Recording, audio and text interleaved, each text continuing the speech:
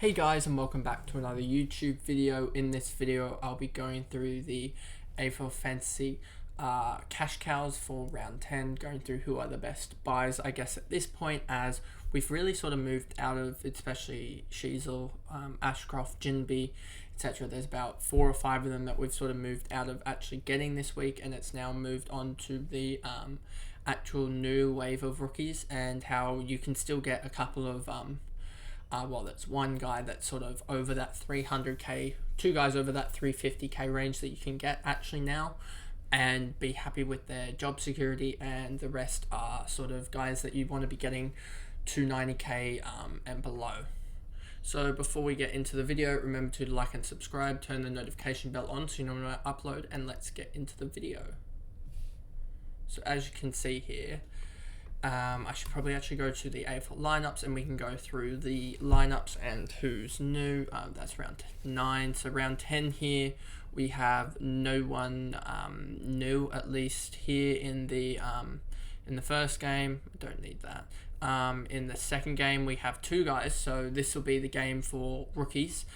We have McAndrew, and I'm probably not going to get McAndrew because I have a fear that when Hickey comes back, that they'll play Laddams. So I want to see whether they'll play Laddams or McAndrew next week, and so I'm going on FAHEY this week, or FAHEY, whatever, if he gets announced, because he's in the latest teams, and I'll wait on McAndrew to see his job security, as I'm less worried about FAHEY's job security than McAndrew's.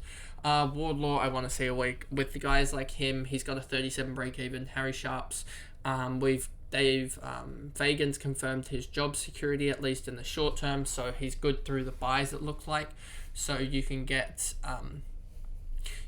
Harry Sharp, and then he's got a -7 break even, so he's going to make cash even if he makes it 0, so just stash him on the bench there, and that's something I can actually do as well. But it'll depend on, basically with me, with how FAHEY does, and if he gets named, I will go to FAHEY, because saving that 90 or so K will be absolutely huge, and FAHEY's job security will be good because he'll be a direct replacement for Isaac Cumming when we get down to that section. But Wardlaw is someone I'm looking into next week, depending on how well he scores, because even if he scores, I think it was like a 65, he only goes up 20k, so you really can just wait on these guys that are 290k, because even with Chandler, he was still in a respectable zone after he got a 106, and that 106 got him up to 260. And also we've seen a shift in the magic number as well to decrease cash gen, I'm pretty sure. So that slightly decreases it. So we're looking at the equivalent of, instead of Chandler being 260 for that 106, he probably would have been 255.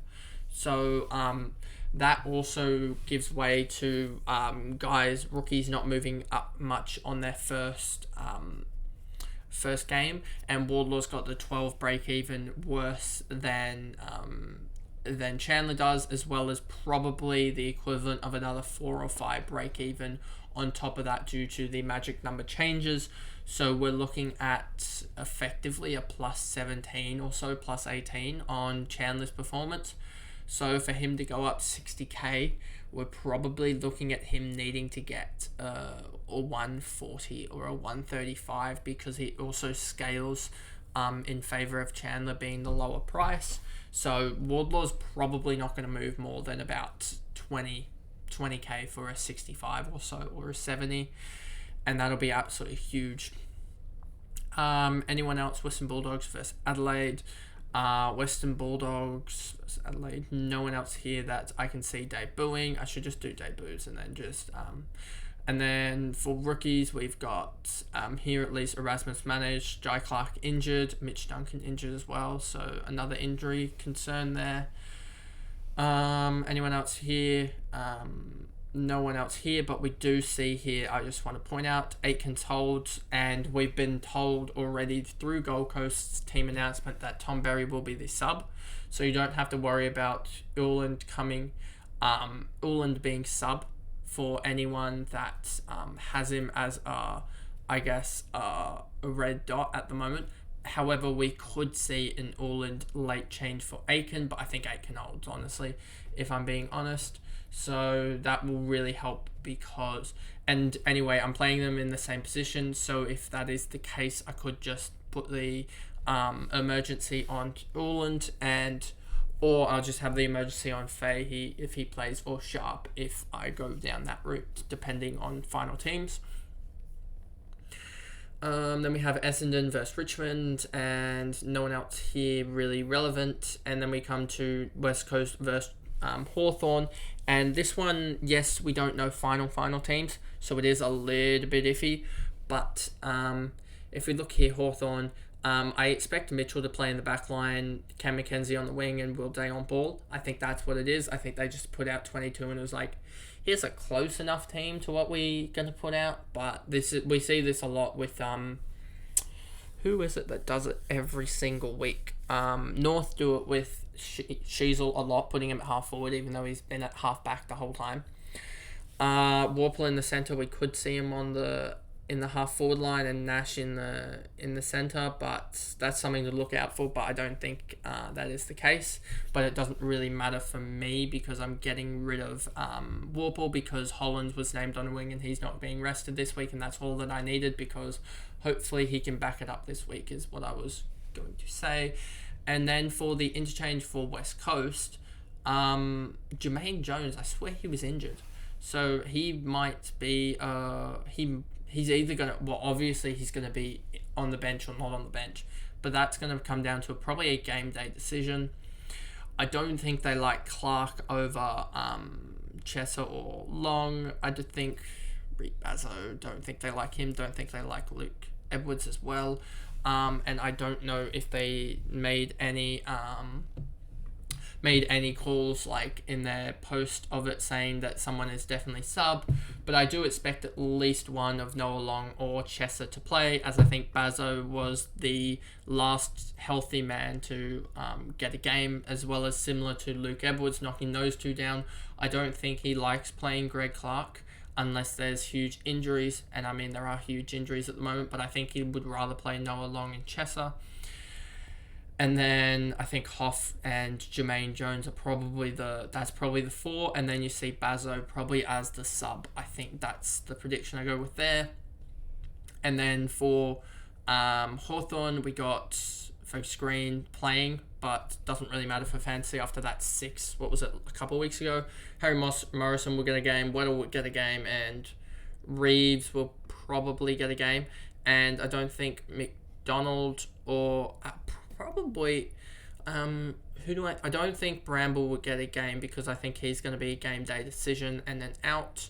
I think they'll go with McDonald, Morrison, Weddle, Reeves, and have Scrimshaw as the sub, meaning there is potential that Mitchell does get subbed out, but I think Sam Mitchell has learned a lesson not to sub out Mitchell because he's one of the best. He was one of the best lockdown defenders of Waitman, who had 0 touches at the point that he got subbed out, and then Waitman sort of ran away with the game. I think when when Scrimshaw or someone else came on a couple of weeks ago.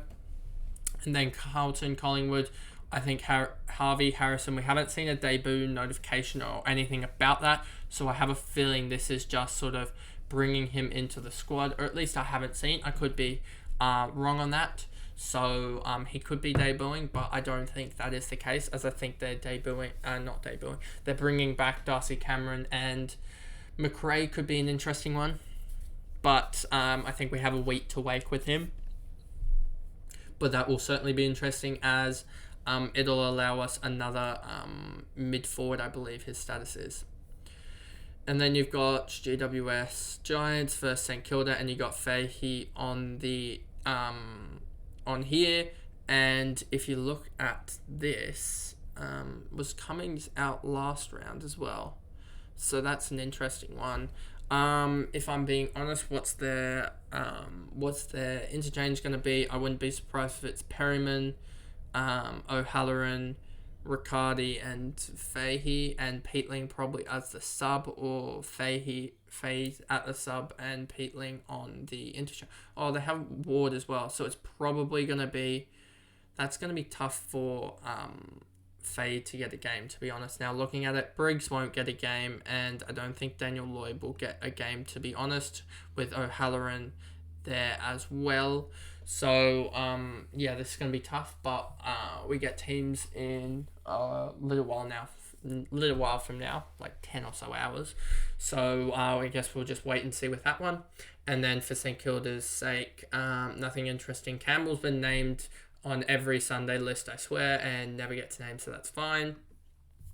Then we can go over to here, and we can see Wilmot named, obviously Mitchell named, Cowan wasn't named, so I'm using him as a loophole as they play, when do they play? They play here, and that's even after the Hawthorn game, but Brisbane game is the Saturday night, so that is how I loophole them.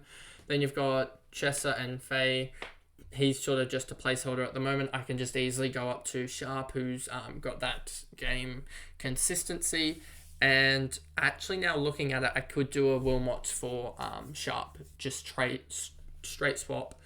And that'll keep me at the same number of guys in the bye. And then it'll also open me up in case Chincotta does get dropped. Well, that'll mean that, I should say not just dropped. I should say Chincotta actually gets cash gen. I was thinking about a total different scenario. If Chincotta gets cash gen, then we're looking at me. I will still have Chincotta, Mitchell, and Ryan. And then by that point, Harry Sharp will be in the 300Ks. Noah Long will be 350K. Campbell Chesser might be 260, And so the plan next week, if McAndrew does hold, and I think I'll put this on Twitter, is that Samson Ryan down to McAndrew, and then potentially I might be even able to do the likes of Chincotta if he did get dropped, and do Chincotta down, and that would get me 250k plus Chincotta's 430, so that would get me up to 680. So I'd sort of I'd probably just do a Samson Ryan for Ollie Hollands and swap, get some cash in there, as I'd have another 40k on top of that plus 250, so 290k. And Ollie Hollands, I think, will be at about 540. So 290k, that would get me up to 830, and that would get me pretty much anyone that there's a good range of people at that 750k plus. And that'll get me a really good midfielder here, and that'll get me up to, in realistic terms, one rookie on field. And I could also, which is Mitchell at the moment, and he has good job security, or pretty decent job security at the moment. So rookies, let's go. I rambled quite a lot there. Rookies, let's just see. All statuses, let's change that to selected to play. So you got Wardlaw, Sharp, Angwin. Angwin's probably too late on now just due to his cash gen. If he was like a Chincotta with that type of price, with like 70s rather than 40s, I would go for him, but I think he's going to slow up. Sharps, I think the type of guy that we're talking about here in that 70s range, or potential to go 50 to 70. And also I think he's, when I did a lot of the videos earlier, it was without the knowledge that Sharp would have good job security, but with that message from Fagan coming out that he has good job security for the next short term, as they want to get games to him, I think he is the number one rookie upgrade, or I should say downgrade. I can't believe I said upgrade. Downgrade, far out, for this week, as he's got -7, and if he makes a 70, he's going to get like 50k or something. Baldwin, not an option, I don't think, even though he's getting another game, as he's just sort of there because of the injury crisis. Blank, I don't think is a good option. Cadman, neither at the moment. What's Blank done? 31, 35. He's not going to be a fantasy scorer. Evans and Lord hold, but I wouldn't be going for either of them, as they just don't look like good fantasy scorers. I know that he did well in the North game, but that's North. And then you got Gould, Fleeton. Gould was just not done well, has he? I mean, he had 2 sub games, and then he's finally played a full game and gone 28, so he's just not a good fantasy scorer. And then you've got obviously McAndrew, and we'll see how he goes, because if we look at...